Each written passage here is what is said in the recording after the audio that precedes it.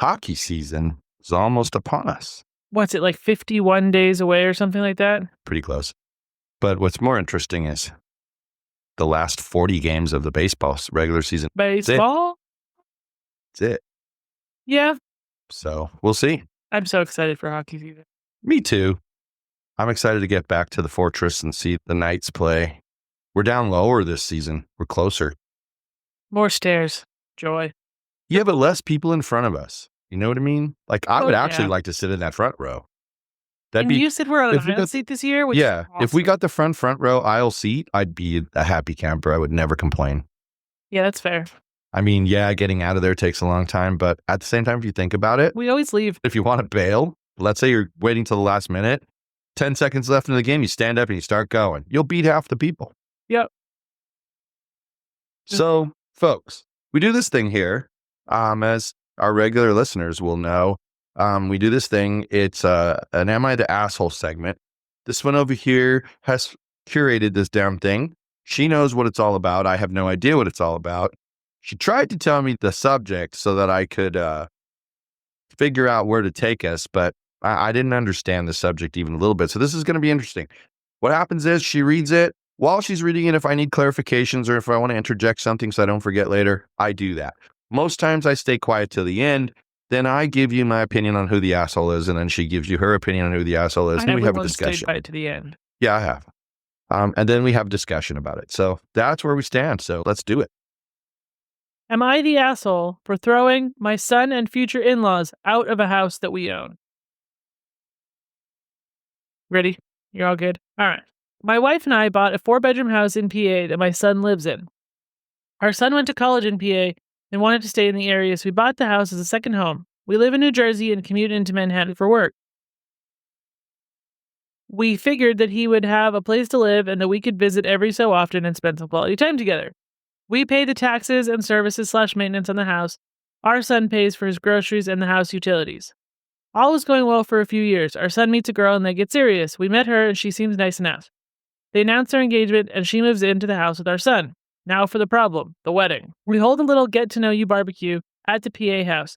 My son and daughter are there, as are our son's fiancé and her parents and sisters. We all seem to be getting along well. My wife, daughter, and the fiancé go into the house along with her mother and sisters and my son. A few minutes later, my wife and daughter come out and are really upset. They come over and tell me we're leaving and driving back to New Jersey.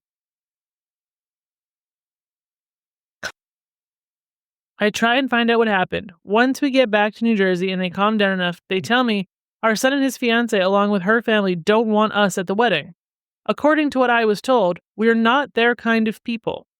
I was livid. I called my son and asked him what the hell this is about. He tells me that her family feel like we are not good enough and will embarrass them at a family wedding, and that we are all uninvited from the wedding. I let a week go by to calm myself down and drive back to the PA house. The new future in-laws are in the house along with the fiancé. It appears that they all moved into the house. They ask me why I'm there. I tell them since we aren't invited to the wedding, I was coming over to talk to my son. They tell me to leave their house, and I lost it. I told them they had 30 days to get out. I go to a realtor in town and I list the house for sale. They call my son at work and tell him what I said. Apparently, they thought he owned the house. He calls me and asks why I'm selling the house. I tell him I paid for it along with the taxes on it and it's mine. He was living there rent-free, but since he doesn't want us in his new life, he has to get out. I tell him the same as I told his future in-laws, that they have 30 days to get out and then I'll get a lawyer and get them evicted. So am I the asshole for taking a hard stance on this? He is my son, but the in-laws seem to take over and we no longer count.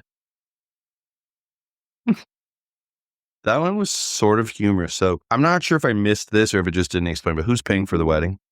It didn't say. That's what because that would really make the difference, like hugely make the difference. My bride's family, because they're traditional and the bride's family seems to feel like they can dictate who comes to the wedding. So that makes sense. But okay, like if I was in a situation where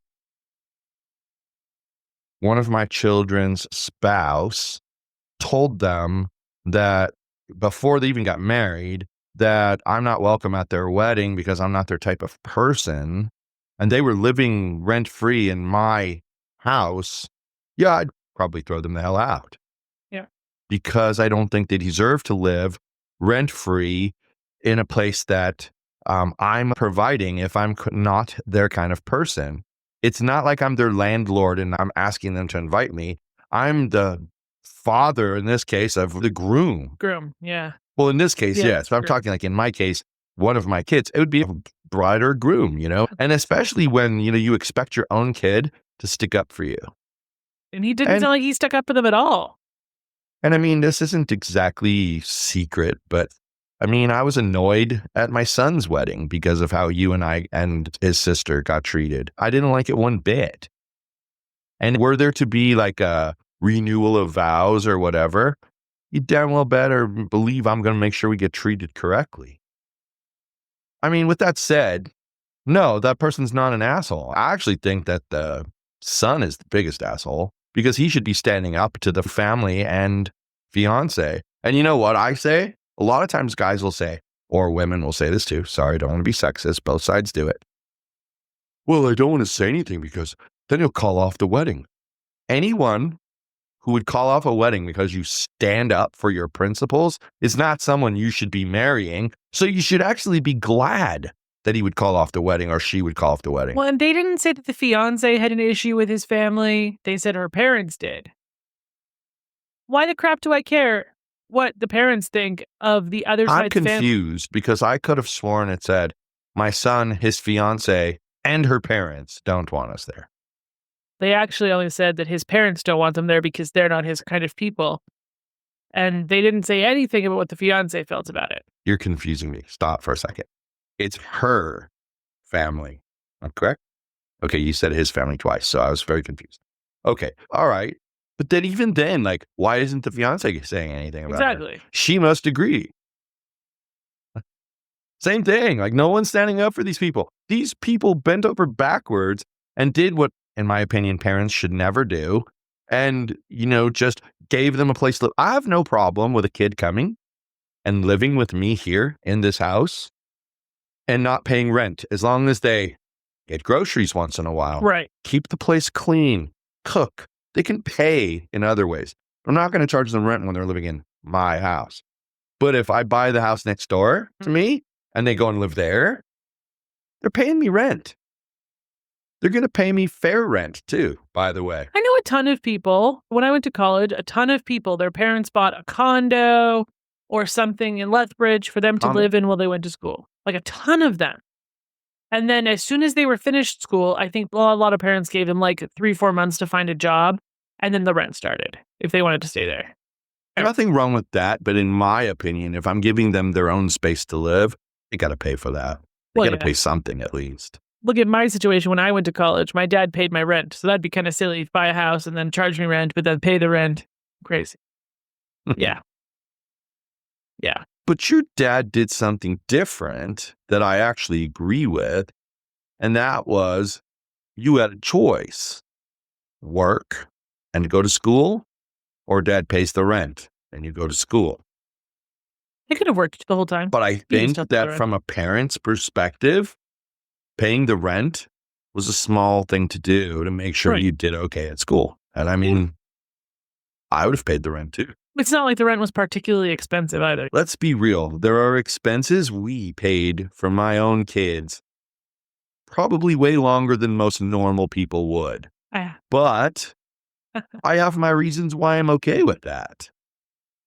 And I hope that you feel this way because I've always told you that if it bothers you, I will end it at the point that I think it should be ended.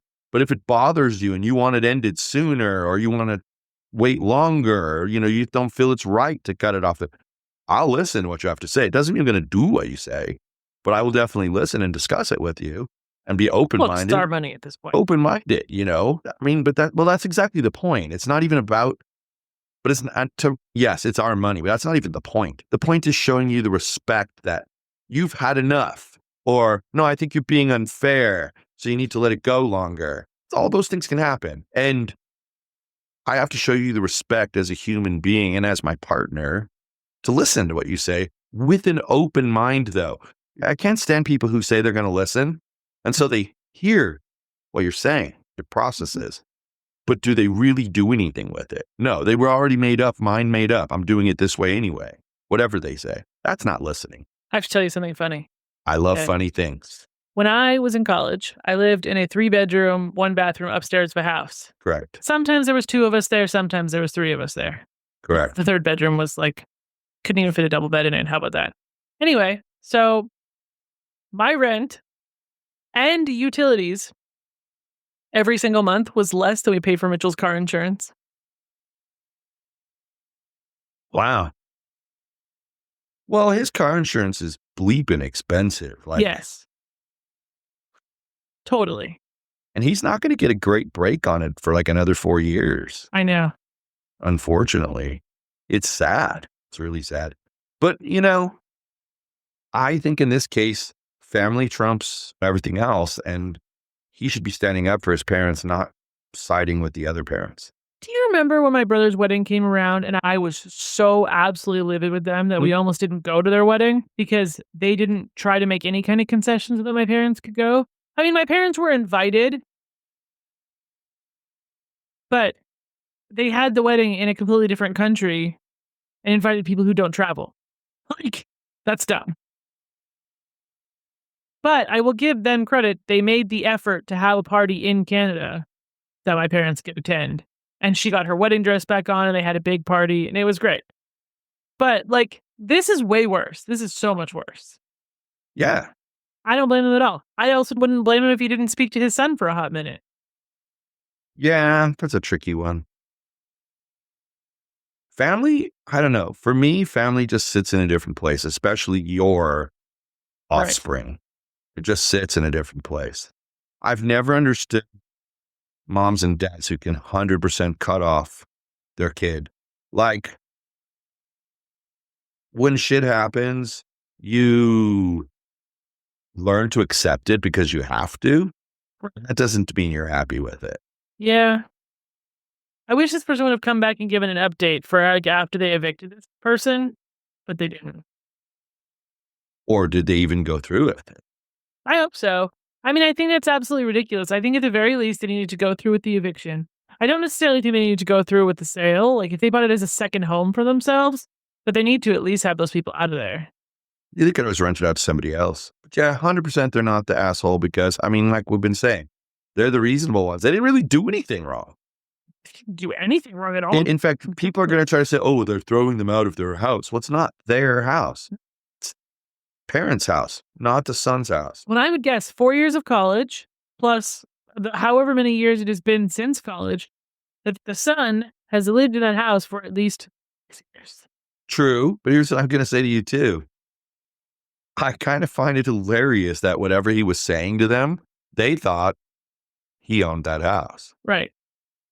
So imagine he's squirming right now because if he doesn't tell those parents, maybe she doesn't know either, but how could she not know? How could she live there and not know that it's the parents' house? Somehow along the way, they've had to have said something. I understand her parents not knowing because if they're not told, they're not going to know, but how does she not know?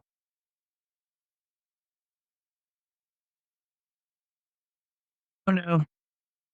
Either she's a moron or she has her head up the same ass her parents have their head. Well, it's One like or the people, other. it's like people who they meet a person, male or female, and they're like dating for like 3 years and they never meet the person's friends, go to their house. The premise of that Am I in a Secret Relationship show? That's also. But it's like, you think about that and you're like, what are you hiding? You must be hiding something. But who's stupid enough to go for like 3 years like that? But there's apparently a lot of people because like you said, they made an entire show out of the fact that you're in a secret relationship. And the show is awful. There's no drama at all. It's so disappointing.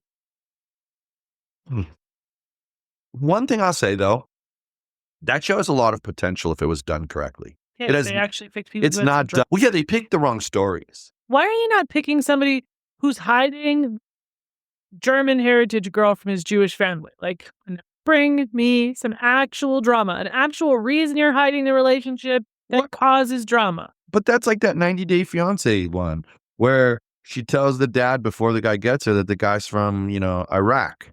And he's like, I don't know about that. But then there was no drama after that. None. Zero. Both the dad and the dude were so nice to each other. Yeah, they're like, hooked right in like best buddies. Like it was crazy. That couple teased a lot of drama and then there was none. Zero. Except the manufactured drama the production pushed. Yeah, but other than that, it's like sort of don't even remember they exist.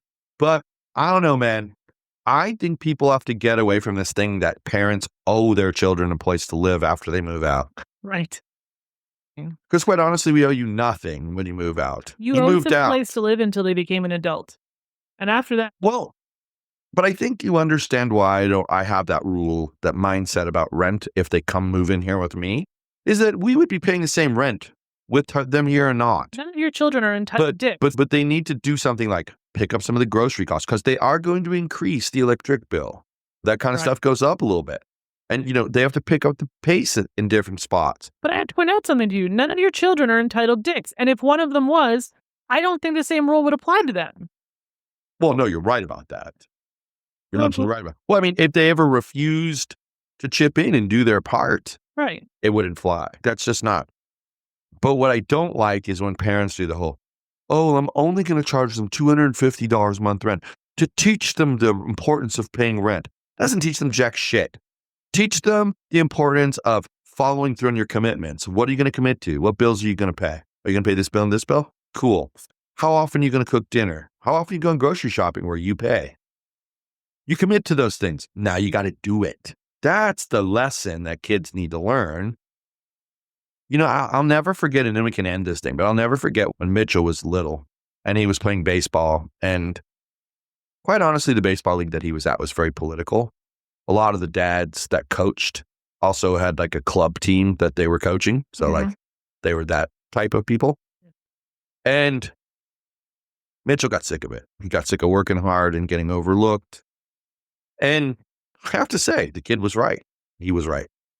And prior to this, my brother owned a travel agency, and he would bitch and moan about how these younger generation, they don't understand hard work, and they come in for a day and then they don't like it, so they just ghost you or they quit. Well, don't they realize they made a commitment, and until I find a replacement, they should stick to that commitment and blah, blah, blah. So why do I mention that? Well, then one day Mitchell's like, Dad, thankfully it was during fall ball. So there's one game a week, no practices. Okay.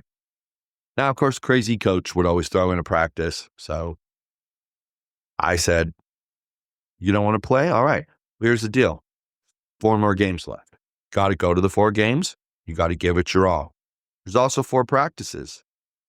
Said, you got to go to at least half the practices. Pick the 2 you want to go to right now. Commit. Then he was all upset that I was going to make him continue to play. And she was on my side on it too. So like, you got to teach him. He made a commitment. And that's what I told him. He made a commitment to this team. It's not fair now to back out with 4 games left and leave them shorthanded, because during the fall, they would only fill like 10 kids on a 9 baseball player team, right? So it sucked. It's not good. Long and short of it, my brother hears what's going on. He's like, why are you making him continue to play baseball? He said he doesn't like it. Why are you I know you like baseball, but why are you forcing him? And then I just said, this coming from the guy who complains that kids don't understand making a commitment and sticking to it. He got so quiet. And then he went, oh, good point. Owned him. What? I mean, yeah. What I was doing, I was making the kids stick to his commitment. And you know what? He did his 2 practices. I went to the coach and told the coach, I'm really sorry. This is his last time playing baseball. I've made him do this. And the coach said, oh, no, he doesn't have to come. If he doesn't want to. I said, oh, no, he has to come. He committed. So he's coming. And then we went through it and we were done. And I never, ever, I joke with him once in a while. Oh, Mitchell, better be careful. I'll put you back in baseball. But I've never, ever suggested it to him. Not once. Because that's just not me. I'm not going to be that person. So I think that's why he wanted to quit soccer when he did, because the season hadn't started yet. He bought the uniform, so that was a little bit annoying, but the season hadn't started, so. Well, it cost him. Right. We could have been assholes and been like, nope, sorry, we paid. You got to play this season. And if I remember correctly, at one point, he actually offered to pay us back for the uniforms. So this is why I tend to be, when I watch the cop cam videos and the cop's like, well, if you're honest with me, I can do this and I can do that. I feel the same way with my kids. I was always that way. If you do your part, I will do mine. Right. End of story. And that's all I got for you, people. Well, good night, everyone. Bye-bye.